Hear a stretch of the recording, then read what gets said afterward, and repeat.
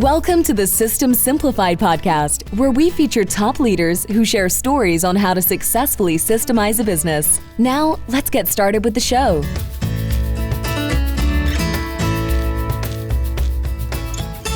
Hello, Adi Klevit here, the host of the System Simplified podcast, where I feature top founders, entrepreneurs, and thought leaders about systematizing a business.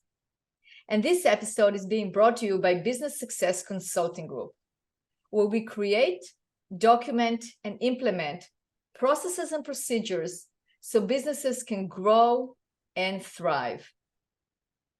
And it's my honor to introduce today's guest, which is Mindy Gibbins-Klein. Hi, Mindy. Hello.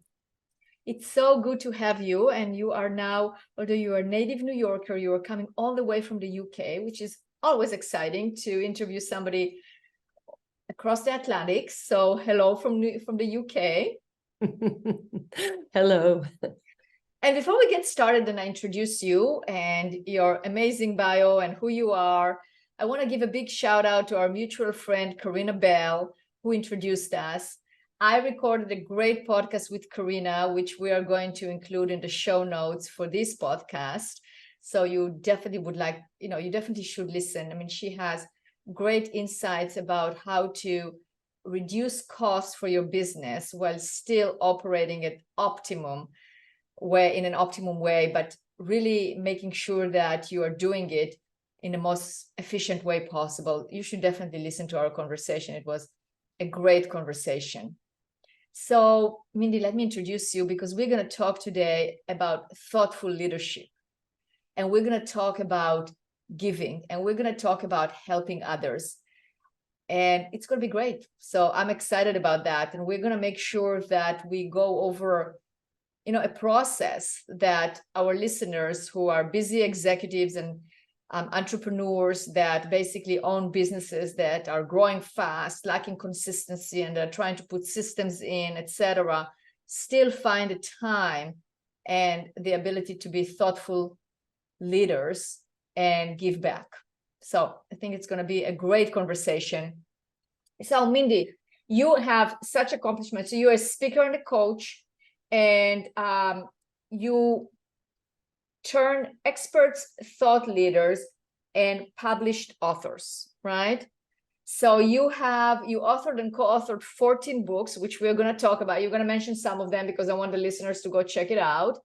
And your clients have published altogether over 1,000 books, which is amazing. You have the brand that you still operate, which is called the Book Midwife, which we're going to touch a little bit. But you are now coaching. It's basically the thoughtful leadership consultancy. That is your baby right now. This is what you're focusing on, and this is what we're going to talk about. You have a great TEDx talk, which we're going to put the link also in the show notes, right? It's sometimes you need to change yourself to be yourself. And it had nearly 1 million viewers, which is unbelievable. So good for you for that. And you basically, I asked you, what do you do? And you said, okay, I show business leaders globally how build their credibility and thoughtful leadership. So your clients learn how to position themselves as the true authority in their field and take their leadership and thinking to the next level by learning how to be a thoughtful leader. So they also learn how to feel proud of their work and fulfilled every day by their thoughts, actions, and results. That's amazing. Thank you very much. Yes. I forgot I gave you all that info. And yes, that is exactly what I'm doing. That's great. So let's talk about it. First of all, I would like to hear about you. So you are a native New Yorker. You've been in England for almost 3 decades. Tell us a little bit more about you, your life. How did you end up in England?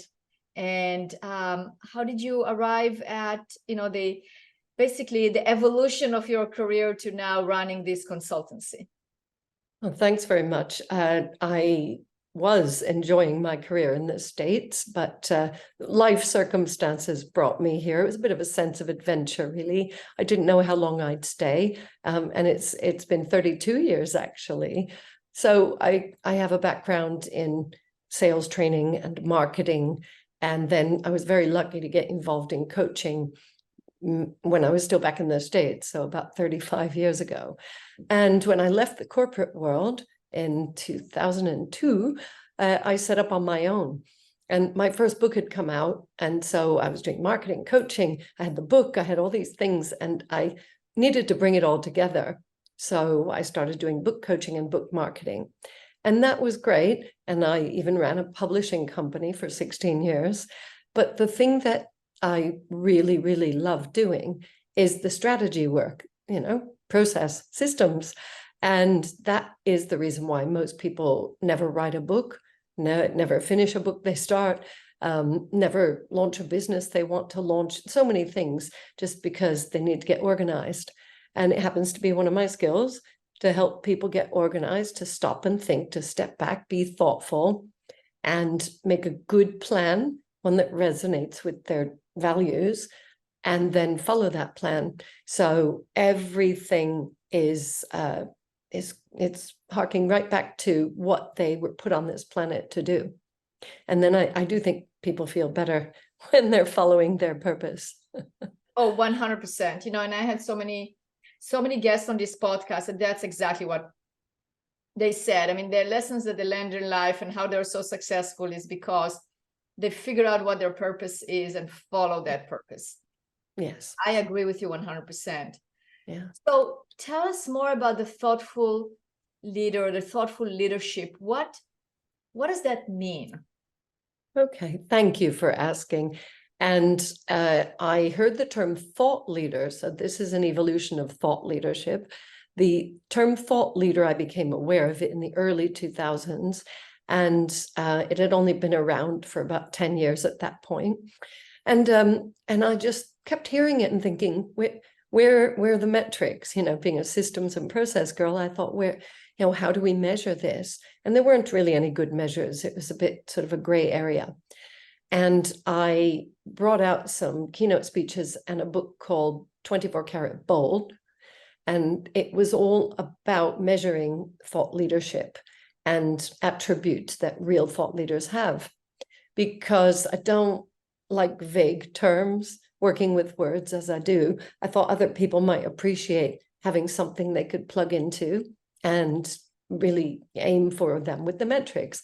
So that went really well. That thought leadership business took off. But then, as often happens, everybody jumps on the bandwagon, and thought leadership the term became a bit overused and abused. I didn't like that. And so in a moment of reflection, lasting about 3 months, I decided it's more important to be thoughtful. And you want to be a thought leader. You want to lead people with your thinking. Absolutely. But to do it thoughtfully, that's the real skill. And that's kind of the next level. So I've aimed to raise the bar and get people into that mode of being thoughtful in both senses of the word. So that book, The Thoughtful Leader, came out in 2015, about 8 years old now. And it's about being thoughtful, thinking things through, and also thoughtful as in considerate. And that's really what we need in today's society, isn't it? Absolutely. Absolutely. So what are some of the key principles that you teach your clients or your audience when in your books about thoughtful leadership? Well, I'm glad that I can fit into the theme of your podcast, Addie, because this is a system. A lot of people, if they're going to be thoughtful, they book a day off, they go out in the country, go for a walk, and they reflect, but it doesn't have any kind of direction. And the work that I've done over all these years has allowed me to see that if we corral the thoughts and we put some kind of framework in place, we can actually get somewhere. Meditation is fantastic, relaxation and taking time out. But then what do you do with that result? So it's all about stopping and thinking in a bit of the right direction, shall we say, and figuring out what's right. Sometimes we need to be thoughtful several times a month, several times a week, several times a day. And it's about knowing when it's time to stop and think. And you can think quickly and move on. But many people make mistakes when they're not being thoughtful. And I'm sure the listeners are already thinking, yeah, that's me. Mistakes in their work and interpersonal. And those are the ones that really get me, because then everybody feels bad and you either apologize or you don't. So being thoughtful, being more measured about the important things, that's what I'm encouraging my clients to do. Absolutely. So what would be like some of the things that you work with them, or the tips and tricks on how to be thoughtful? Well, we we avoid, funny enough, terms like tips and tricks because there is no real shortcut. And what I would say is to have some kind of system in place for your thinking. So that's the time and the space and what you're going to do in that time and how you are going to consider these important aspects, these big decisions, or whatever has been happening. And that means that you would get to experience a very joyful way of thinking through. So the main part of it is the quality of your thinking. And that is sacrosanct because you can't rush things. So one of the important things, because I have so much experience dealing with books, and when somebody is preparing to write a book, let's stop and think, is it just a book or is it part of a bigger picture? And where is it going? And what's the direction? Again, you'll hear this theme. And what will it mean to you and to the readers? And how should it really be? Should it be a small book, a big book? What's going to get the result? What you're going to feel proud of? And so basically have a plan and direction. So not just haphazardly just decide on something, but if you want to, basically what I'm hearing is, let's say you want to execute a project or you want to do something. So in order to be thoughtful, the first thing is look at the big picture, look at the plan, and look at the direction of where you want to go. And that is probably the first thing, right? To have an understanding of the big picture. Yes, and it does require reflective questions. And so they don't have to be asked by your coach, although that makes it more fun and a bit easier. People can learn to question themselves, but really stop and think about the answers, really, get something meaty out of that. Because a lot of people ask a lot of questions, which is great, but then it's pinning yourself down, making a plan as a result of those answers. Yeah. What would be some examples of those reflective questions? So I'm going to give you an example of when I ran the publishing company. And, many people know this because I do keynotes about this time in my life. I wasn't really the right person to run this company, but my co-founder had left and I took over and I did my best. But my best wasn't really good enough. And where it became apparent was in certain areas of the operations. I'm a sales and marketing person, and the operations, I understand it, and the finance, but I didn't take enough good advice. I got a little bit too excited, ordering books, printing books. Some things got out of hand, and the company made the first loss in its history with me at the helm. So I scrambled around and, I did my best at the time. And, the next year we made another loss. And the third year, another loss. And would you believe we made 4 years of losses, 4 years. And I nearly lost the company several times. And it was only through me stopping and being thoughtful, talking to a few key people, some colleagues of mine who run businesses and one of our company lawyers. And I just had to share the facts and be vulnerable. And then I had those conversations. And it was a thoughtful way of approaching it. I wasn't proud of what had happened, but I wanted to hold on to that company because we had, I think, nearly 100 authors relying on us. And I just had conversation after conversation. But I had to stop and think, okay, what's going to be the way out of this?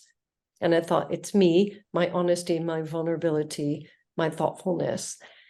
And I had to do it. So many times, we have to do things that we don't love, and we do the hard thing as business leaders. And that paid off. We got into the black. I built the company up and sold it. Well, good. I mean, that's definitely a great example. So what would be some, if you had to give an advice on some of those reflective questions, what questions did you ask? I ask myself lots of questions because I'm always asking my clients questions. So I just turned it on myself. You know, what were we doing when it was going well? And what would I like to see happening? Where would I like to take this business? What are some different options? What are some, you know, different alternatives? And I asked other people for ideas as well before I started charging down the path to, you know, really reflect on lots of different possibilities, because that's what we often don't do. We go, oh, here's an idea, and we go running after it. Absolutely. Good. So that's definitely having a plan, asking yourself the right questions, using somebody, I mean, you know, going into somebody that, you know, a trusted advisor that might have been through it or seen it, or other colleagues, you know, and ask those questions as well. Absolutely. What will be other ideas or other steps that you will take in the system of becoming a thoughtful leader? Think about what's most important to you. So it depends on your age, but as I've aged, I've begun to really be discerning with my time, with my money, with, you know, who I'm prepared to spend time with, and what I am interested in doing for a career and, you know, for a living. Because, you know, some people would say life is short, and you really do want to be doing what you love. And, you know, there's always a way to enjoy what you're doing, but there's usually a way to be doing more of what you love. And then there's the, you know, financial, the time and money aspect. How are you spending your time and money, or investing it, if you want to call it that? Now, these are big questions that maybe we ask them on December 31st, you know, doing New Year's resolutions, or if we're in a mastermind and, you know, somebody says, okay, write these things down. But generally, day to day, week to week, quarter to quarter, we don't. We, you know, like, you sort of get into this routine. And the thoughtful leader knows when to stop because it's in their calendar. I take every Friday off. Well, I try to. And, you know, they're blocked out, and it's given me so much great space, just mental headspace and physical space to do more thinking and planning. That I work for myself. I'm very lucky. But there are ways to carve out thoughtful time. Good. So it's definitely carving up that time, planning. I would also say that it's probably reflection on execution as well. Like okay, so, you know, let's say you plan something one week, then the following week, I would suggest also to take a look at, like, you know, did you accomplish that, right? I mean, did that happen? Yeah, I spend a lot of time with clients looking at what's not happening. So, you know, not what's not happening, but what they want to happen, and a lot of forward thinking. But you're absolutely right, Adi, because to build on what you've already done, you know, don't throw that away, and to look at doing more of what works. You know, that's a sensible thing to do. Absolutely. You know, Mindy, you mentioned you are very much into processes and procedures, you know, you're into systems. And you also, you know, people, you know, we talk about people being thoughtful, right, of their time and the investment. And, you know, obviously in my world, it's a great return on investment if you have your processes and procedures documented, right? Some people really want to do that, but they run into different blocks, whether actual physical, like, you know, actual real blocks, or maybe mental blocks or whatnot, in terms of documenting and putting together systems in place. What have you found from working with so many clients that is the break in that, in terms of, like, why do people actually, what are the blocks that you have encountered or saw why people don't document their processes? It depends on your personality. You know, the personality type that just loves going out and meeting new people and doing the next thing, and, you know, never likes to sit down and do it. There are certain personality types who are better at that and who like it. And probably my advice would be to partner with somebody, either in a professional sense or business partner. You know, you can engage the help of professionals in just about any aspect of business. So you don't have to do it on your own. I'm a big fan of getting the experts in, getting the professionals in to help you do those things that are not natural, or they're maybe not your strength. Don't try to be good at everything. So that's point number one. The other thing is, there are different ways to document. So we're so lucky to have AI improving and enhancing our lives, I think. I mean, as I'm saying this, I'm thinking some listeners might not agree, but I think it can be a big time saver, because you can get it to do all sorts of calculations and create outlines and summaries and save you a lot of time. So again, you don't have to do it yourself. We have systems and AI and things like that to help us. Absolutely. Yeah. And that's what we do for businesses, is we document the processes and procedures. There are definitely different aspects, not just AI. You can use video, you can record yourself. There are different ways you can do it. I think it's also a matter of prioritizing, like we talked about, like in the beginning. If you have a direction of where you want to go, then you really have to see what are the things that you need to do in order to, let's say you prioritize starting a new venture, you want it to really work. Well, you need to then really take a look at the actions that you need to take, not just have it as a dream, but actually what are the actions that you need to do, and really realize that some of it might not be your cup of tea, right? Something that you have to outsource, or something that somebody else will do. But still having that knowledge, like you said, of where you are going will also help you figure out what systems you have to put in place and what actions do you have to take on. Yeah, absolutely right. Yeah. Yeah. Well, Mindy, you are involved in an amazing new social impact activity that, why don't you share with our listeners what it is? Okay. So during the pandemic, I had a bit of extra time. I wasn't going out. Well, nobody was. So this thought came into my head, we're aiming to be thoughtful. I thought, my income has gone up, but I don't think my giving has kept up. And that was the kernel of a thought. And I believe in tithing and charitable giving, but I knew that my donations hadn't kept up at the pace that my income had, but it was just a feeling. And I got a calculator out and I added up, what's my net income and what is my net giving? And I was shocked to find that it wasn't 10% or even 5%. And it wasn't even 1%. And I thought, not good enough. That's just not good enough. And I could give a lot more, but I'd sort of not kept track of it. I didn't have a system for tracking it or anything like that. And I don't know what it's called in the US, but we have standing orders, which is an amount that goes out automatically from your bank to the charity. And those were set up, and it was pretty much set and forget. So I went back in and I looked, where do I want to give more? And I put it up. And then I realized, and I was having this conversation with other people, and they said, I have no idea. And, but I'd like to know. Yes, actually, you're right, Mindy. And in times of stress and challenge, many people do sort of cut back on their donations to charity, which is exactly what we don't need. The charities really need our help, and including money. They have expenses and overheads, and they need to run the charity. So it took about a year, and we've just launched this website, and I'm so excited about it, giving1%.com. So giving and then number 1%.com. And it just asks the question, do you know how much you're giving? Do you want to know?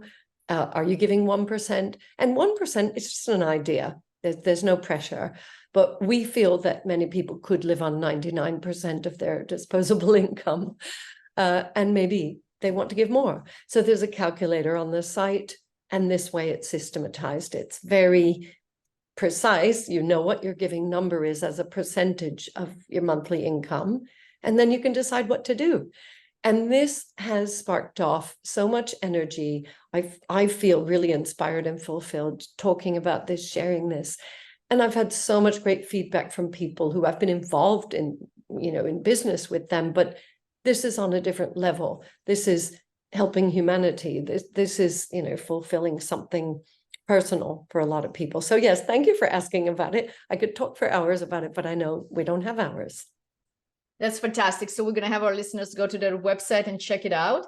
And if they want to find out more about you or your books or get in contact with you, how can they do that? I have created a hub called mindygk.com. So that's my name, Mindy GK, stands for Gibbins-Klein, because people always spell Gibbons wrong or Klein wrong. Or I thought, nah, I'll have one name like Madonna or Beyonce, Mindy GK. And everything is there. And, I'd be delighted to speak with anybody who's been listening to us. Fantastic. So I definitely encourage our listeners to go to that website. We're going to include it in the show notes. And Mindy, it's been a pleasure having you on this podcast and sharing all this information about how to be thoughtful leaders. Thank you very much. Thank you, Eddie.